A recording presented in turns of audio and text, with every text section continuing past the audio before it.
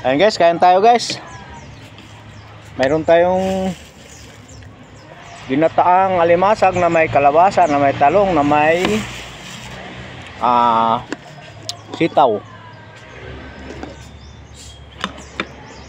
Tas saging. Kuya, kain na tayo. Yeah.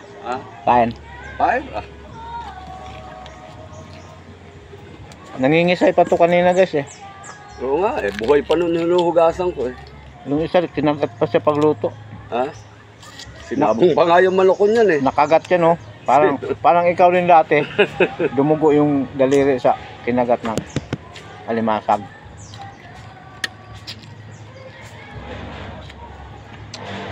Pagkapisa sa jamming, 12. Ano yun? Yung incubate? Yung atin, 8. Ganda nun, puta puro yun. Yung nata nakasakay dun eh. Tapos biboy pa yan. Eh, biboy yan eh, hindi naman kay Dennis yan eh. Hindi yan. Yan yung kay Dennis ako nagkalat na naman. Yan yung kapatid nung yan hinuli mo doon. Sabi ko nga sa'yo na magkahawig silang talagang tsura eh. Anak sa kay Biboy Manok yun eh. Hindi sana nasakyan ng Tagalog.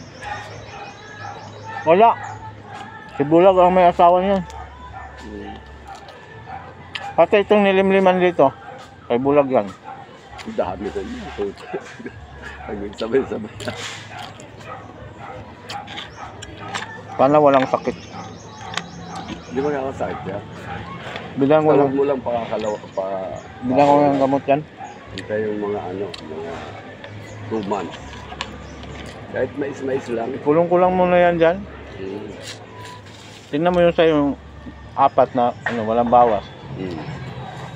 Yung nilagay ko dyan sa kulungan, ay, ubos yan. nabawasan tuloy ng 2. Eh, no. Nagluko yan, no.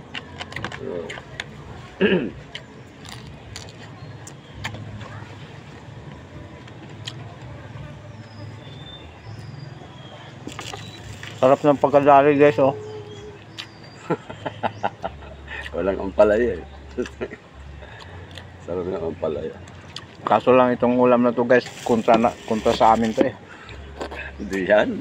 Pagkain, basta pagkain, kain. Kalabasa mo. Ayos na, ano? Payat lang yung ano. Ispiran ko yan na mamaya ng pang...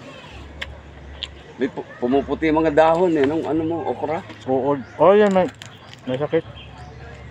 Ayan, delikado. May pang-spray ako dyan yan, yung pambunga. Pampabunga. Ayan, pwede mo i-spray ang ampalaya na yan. Bunga na yan, bumulaklak na eh. Oo. Sa akin din doon. Hindi lang tumuloy. Okay, Loy, maganda na. Paabot ka ng kanin dong. Mukhang mapaparami yung kanin ko ah.